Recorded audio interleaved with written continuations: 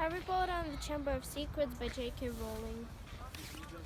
Come on then, Mr. Creevy, said Lockhart, beaming at Colin. A double portrait can't say fairer than that, and we'll both sign it for you.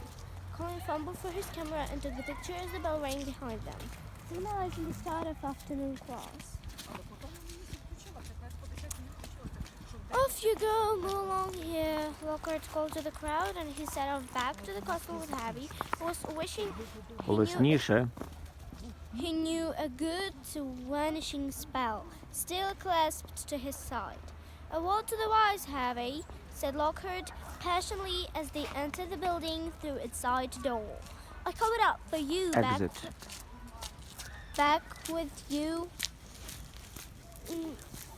With young Creevy, if he was photographing me, too, you fellows won't think you're setting yourself up so much. Deaf to Harry's stammers, Lockhart swept him down a corridor lined with starting its students and up a staircase. Let me just say that the hanging out saying pictures at this stage of your career isn't sensible. Look at that big-headed Harry. To be frank, there may well come a time when, like me, you'll need to keep a sack handy wherever you go.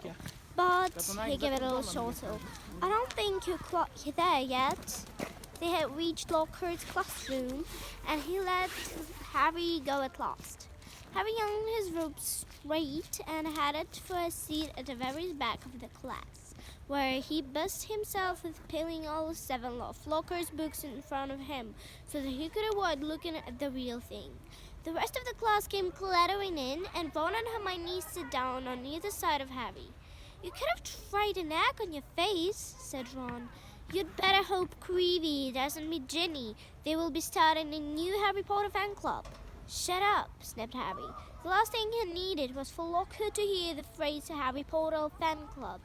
When the whole class was seated, Lockhart cleared his throat loudly and silence fell. He reached forward, picked up Neville Longbottom's copy of Travels with Trolls, and headed up to show his own winking portrait on the front. Me, he said, pointing at it, winking as well. Gilderoy Lockhart, Autumn of Merlin, 3rd class, honorary member of the Dark Force Defense League, and 5 times winner of each weekly's Most Charming Smile Award. But I don't talk about that. I didn't get rid of the abandoned banshee by smiling at her. He waited for them to laugh. A few people smiled weakly. I see you bought all a complete set of my books. Well done. I thought we'd start today with a little quiz. Nothing to worry about, just to check how well you read them, how much you've taken in.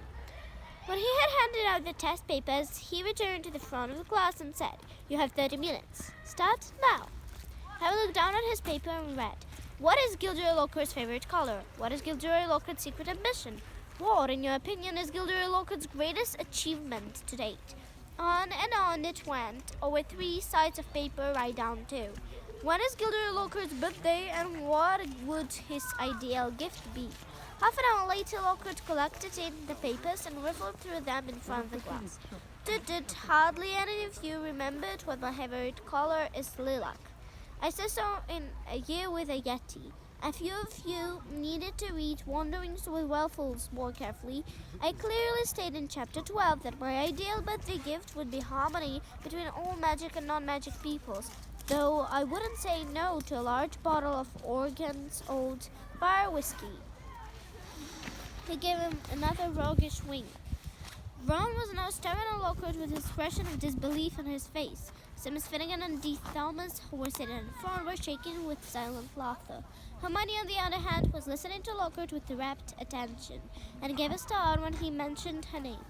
But Miss Hermione Granger knew my secret ambition is to rid the world of evil and market my own range of haircare potions. Good girl. In fact, he flipped her paper over. 4 marks. Where is Miss Hermione Granger? Hermione raised a trembling hand. Excellent, beamed Lockhart. Quite excellent. Take 10 points for Gryffindor.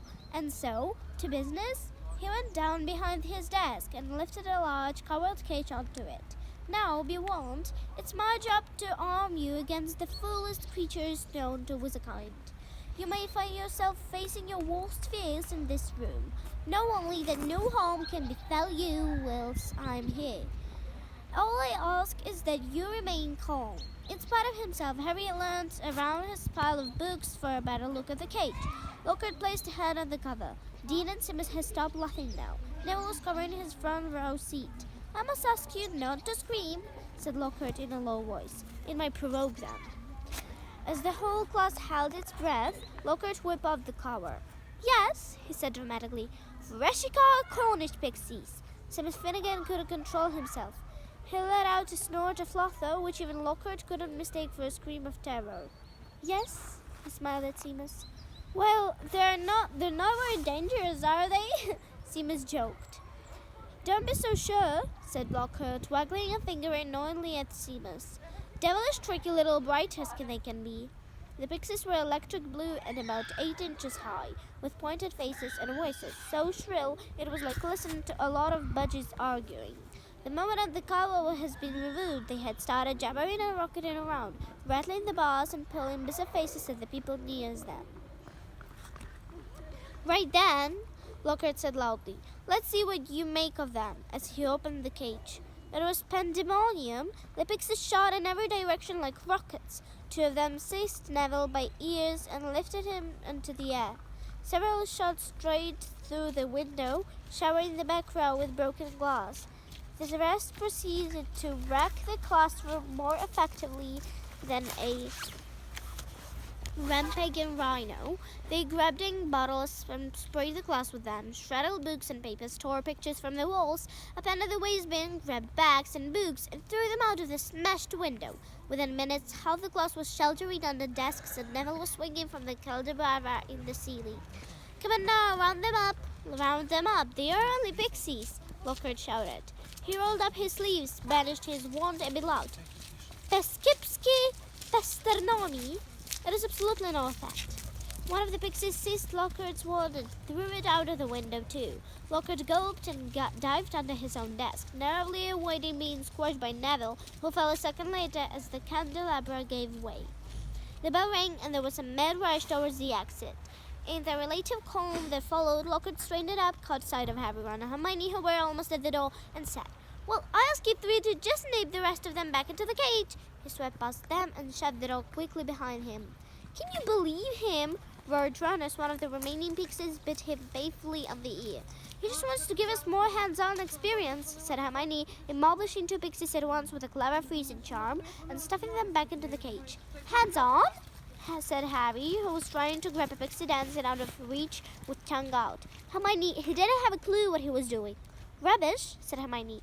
You read his books. Look at those all amazing things he's done. He says he's done, Ron muttered.